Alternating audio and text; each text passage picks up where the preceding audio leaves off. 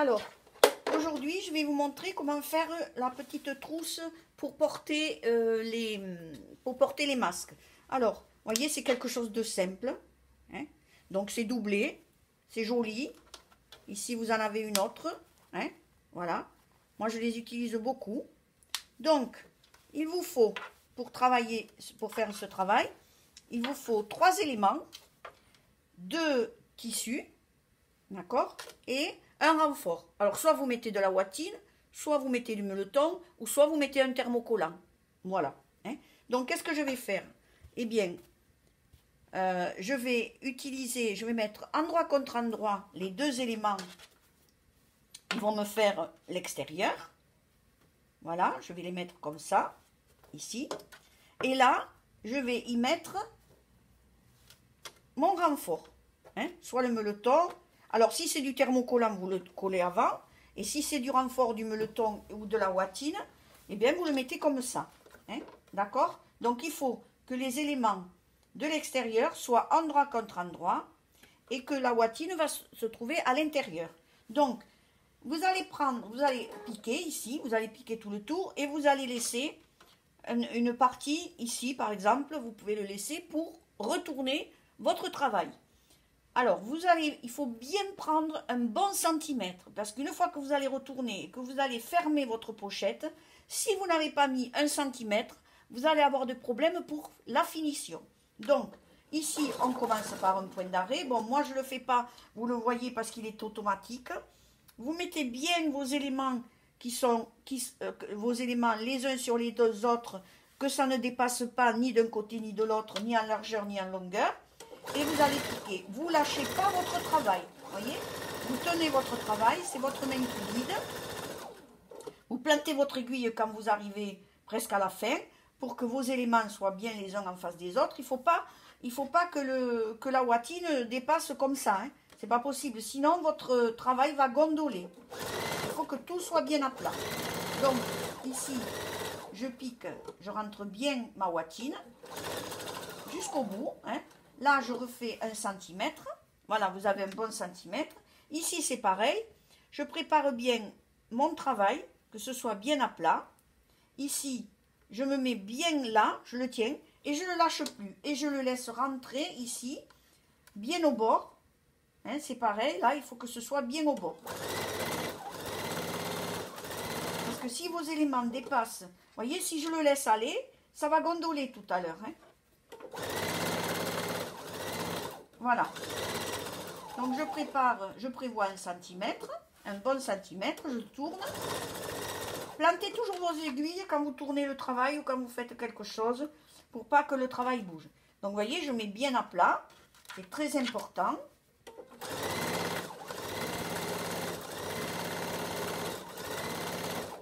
Voilà, je me mets bien à plat. Là, je prévois le bon centimètre parce que c'est là où je vais laisser mon ouverture. Donc, je regarde que mon élément soit bien à plat, ici. Je fais mon point d'arrêt.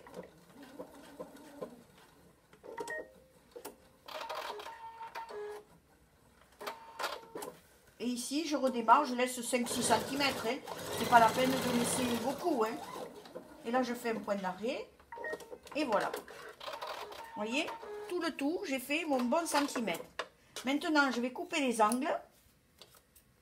Alors, en général, je ne le fais pas faire. Je ne fais pas couper les angles, rarement. Mais là, comme il y a la watine et comme il va y avoir le meuleton, etc., hein, pour avoir de jolis angles. Alors, maintenant, je vais ici à mon ouverture. Je vais chercher mes angles. Je sors d'abord mes angles. Là, je fais bien un angle droit.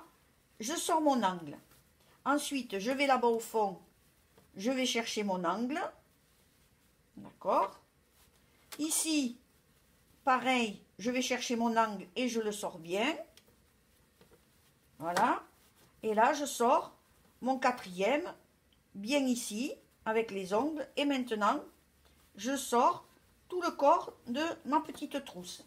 Et vous allez voir que si vous êtes bien allé chercher les angles, ils sont pratiquement sortis. Vous voyez? Ils sont presque sortis complètement. Voilà.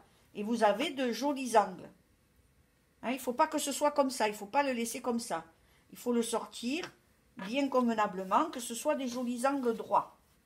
Voilà, ici pareil. Voilà. Alors vous faites avec une épingle ou avec une aiguille, voilà. Voyez? Et là, vous avez de jolis angles. Et votre travail, il est bien à plat. Voilà. Ok? Et là, si vous avez bien rentré votre centimètre, quand vous allez piquer, ça va bien le prendre. Alors, je vais enlever ma canette grise.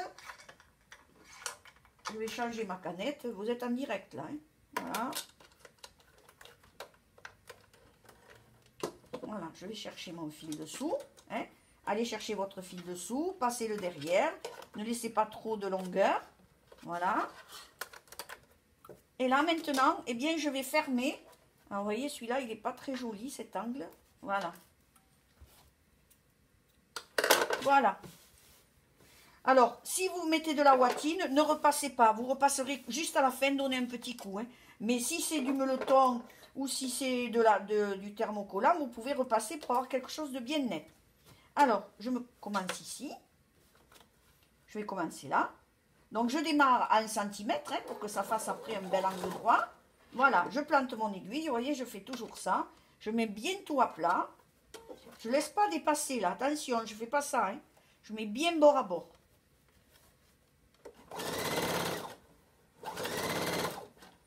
Voilà, je mets bien bord à bord.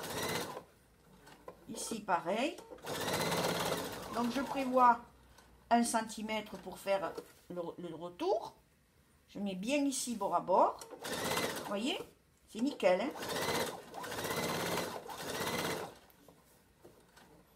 Ça peut vous faire des cadeaux pour Noël.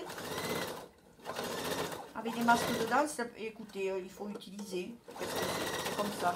Là, vous prévoyez toujours votre centimètre. D'accord? Vous mettez bien vos coutures à plat et bien bord à bord. Il ne faut pas que ça dépasse. Voilà. Voilà, je prévois 1 cm. Je me mets bien bord à bord. Et si vous avez bien mis votre meuleton bien à plat, vous n'avez pas de souci. Hein.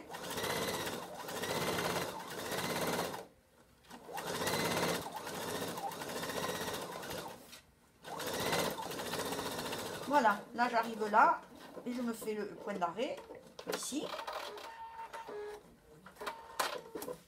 Voilà, donc ici coupez bien vos fils toujours, hein, que ça va avoir quelque chose de propre. Normalement des fils vous n'en avez pas beaucoup, hein. Voyez, c'est bien à plat. Maintenant ici je vais plier à peu près à 10-11. Ici, voyez, je calcule. Alors, on va prendre du côté le plus joli parce qu'ici, vous voyez, c'est pas. Alors attendez, je vais le repasser. Je le repasse léger, hein. Léger, si vous avez de la watine, hein. D'accord? Déjà, c'est mieux. Alors, ici, je plie comme ça. Voilà, ici, je plie comme ça. Et là, je plie comme ça aussi. Voilà, vous voyez? Regardez si c'est joli. Donc, qu'est-ce que je vais faire maintenant? Une fois que j'ai plié, alors, vous voyez, ça fait 9. Là, ça fait 9. D'accord? Donc, je plie à 9. Ici, je vais me faire une petite piqûre nervure pour maintenir la pochette fermée, pour pas qu'elle s'ouvre complètement. Voilà. Là, je fais mon point d'arrêt, pour pas que ça lâche.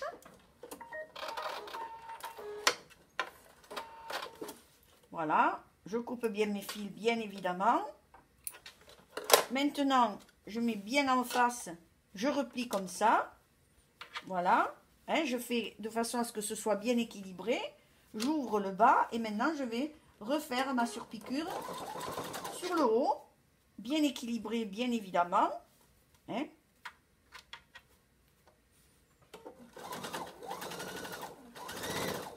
Voilà.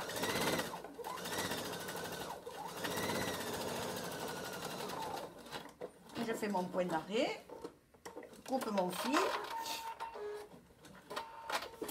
voilà, bien propre.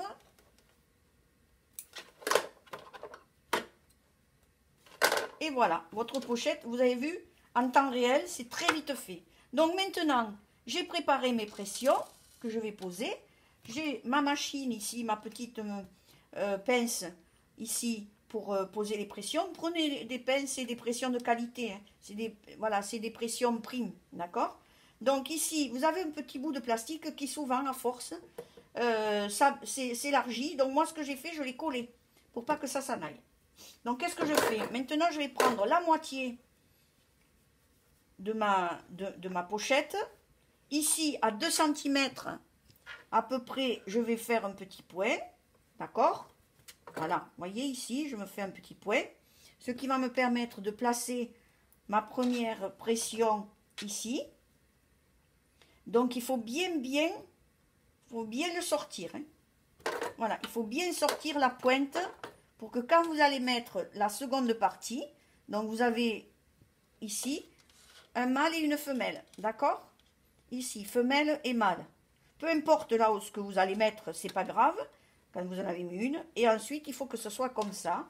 Donc, je vais placer ceci sur la tête ronde et plate. Et là, je vais placer bien en face et j'appuie. Voilà, voyez?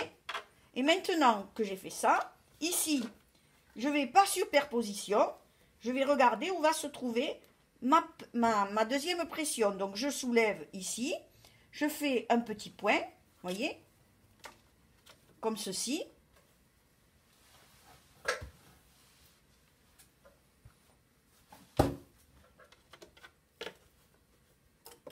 Voilà. Là, je me suis perdu la pression. Bon, je vais en reprendre une autre. Alors, attention, il vous faut ici mettre cette partie de la pression, il faut la mettre dessous, puisque de l'autre côté, il vous faut le mâle ou la femelle en fonction de ce que vous avez mis en haut. Voilà. Donc ici, vous faites bien sortir la petite pointe. Alors, je vous passe devant, mais il faut que je me reprenne parce que j'ai perdu la petite pression. Voilà, je mets comme ça, ici. Et là, je mets le rond avec le rond. Je passe ici dessous et je viens appuyer, voilà, comme ceci. Vous appuyez quand même assez fort, mais si c'est pas épais, ça fonctionne. Voilà. Et là, votre pochette est terminée. Vous voyez, j'en ai d'autres. Je vous en avais fait d'autres ici. Et vous avez celle-ci aussi, qui est pareil. Voilà. Voilà. Vos pochettes.